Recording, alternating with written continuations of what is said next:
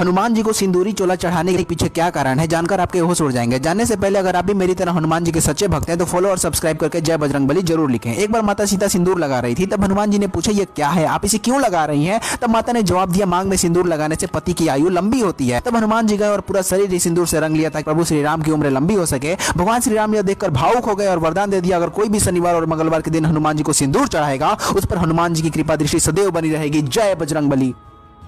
क्या हुआ जब बाली ने दे दी हनुमान जी को लड़ने की चुनौती। सबकी आदि शक्ति अपने अंदर खींच लेने वाले बाली के साथ हनुमान जी की शक्ति खींचने पर क्या हुआ जानकर रोंगटे खड़े हो जाएंगे। पहले हनुमान जी को हृदय से मानने वाले मित्रों चैनल सब्सक्राइब करेंगे और जय हनुमान जी कमेंट बॉक्स में लिखेंगे। देखिए मित्रों, एक बार बाली ने हनुमान जी को चुनौती दी कि मुझसे दंगल करो, मुझे कोई नहीं हरा सकता। हनुमान जी राम नाम का जाप करने में मगन रहे, लेकिन जैसे ही बाली ने कहा तुम जिसका नाम ले रहे हो ना, मैं उसे भी हरा सकता हूँ, बस इतना सुनकर हनुमान जी रुकने वाले थे। उन्होंने चुनौती स्वीकार कर ली। हनुमान जी के सामने ब्रह्मा जी प्रकट हुए और उन्होंने कहा कि आप अपनी शक्ति का 10वां हिस्सा ही ले जाएं, शेष मेरे पास छोड़ दें।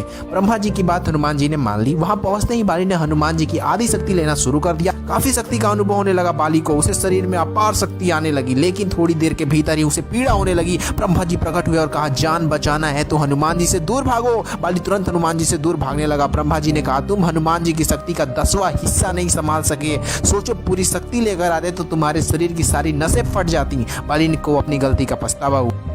शिव जी से जुड़ी 7 रोचक बातें। नंबर 1, समुद्र मंथन के दौरान निकले हुए विष को भगवान विष्णु का नाम लेकर पी लेने की वजह से भगवान शिव जी का शरीर नीला पड़ गया था। तब से भगवान शिव जी को नीलकंठ के नाम से जाना जाता है। नंबर 2, भगवान शिव जी अनादि हैं। अनादि का अर्थात है जिसका ना कोई आरंभ हो और ना ही कोई अनंत हो, यानी कि जो हमेशा से थे, हमेशा हैं और हमेशा ही रहेंगे। इसीलिए भगवान शिव जी के कोई माता पिता नहीं है। नंबर 3, किसी भी देवी देवता की टूटी हुई मूर्ति की पूजा नहीं की जाती, लेकिन भगवान शिव जी एकमात्र ऐसे भगवान हैं जिनकी शिवलिंग टूट जाने पर भी उनकी पूजा होती है। नंबर 4, भगवान शिव जी ने तांडव करने के बाद सनकादि के लिए 14 बार डमरू बजाया था, जिससे माहेश्वर सूत्र यानी कि संस्कृत व्याकरण का आधार प्रकट हुआ था। नंबर 5, भगवान शिव जी के गले में लिपटे हुए सांप का नाम वासुकी है, जो कि शेष नाग के बाद नागों का दूसरा राजा है। नंबर 6, चंद्रमा को भगवान शिव जी की जटाओं में रहने का वरदान मिला है। नंबर 7, भगवान शिव जी जिस बाघ की खाल पर बैठते हैं उस बाघ को शिव जी ने खुद मारा था।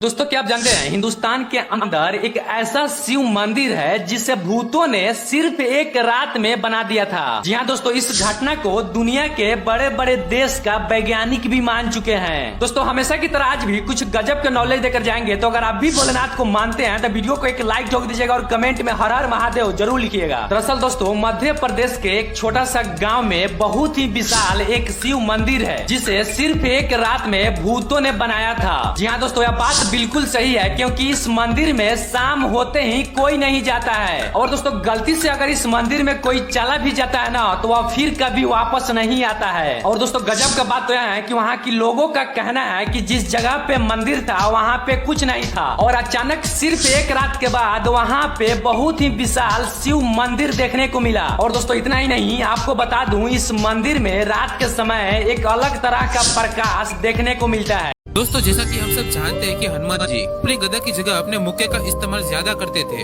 रामचरितमानस के अनुसार जब हनुमान जी लंका गए तब लोग वहाँ पर हनुमान जी के मुक्के की तारीफ कर रहे थे, जिस पर क्रोधित होकर रावण ने हनुमान जी को चैलेंज दे दिया और उसने हनुमान जी से कहा कि चलो वानर देखते हैं कि किसके मुक्के में सबसे ज्यादा पावर है। तब हनुमान जी ने यह चैलेंज एक्सेप्ट किया और उनसे कहा कि पहले आप मुक्का मारिए। तब रावण ने अपनी पूरी ताकत से हनुमान जी को मुक्का मारा, लेकिन हनुमान जी को कुछ भी नहीं हुआ। उसके बाद जैसे ही हनुमान जी अपना मुक्का मारने के लिए गए तभी वहाँ पर शिव जी और ब्रह्मा जी प्रकट हो गए। तब ब्रह्मा जी और शिव ने कहा कि महाबली रुक जाइए, अगर आपने रावण को मुक्का मार दिया तो श्री राम के अवतार लेने का कोई भी मतलब नहीं रह जाएगा। तब हनुमान जी ने रावण को धीरे से मुक्का मारा, तो भी रावण मूर्छित हो गया। तो दोस्तों अगर आप भी मेरी तरह हनुमान जी के सबसे बड़े भक्त थे तो कमेंट सेक्शन में जय बजरंगबली जरूर लिखे।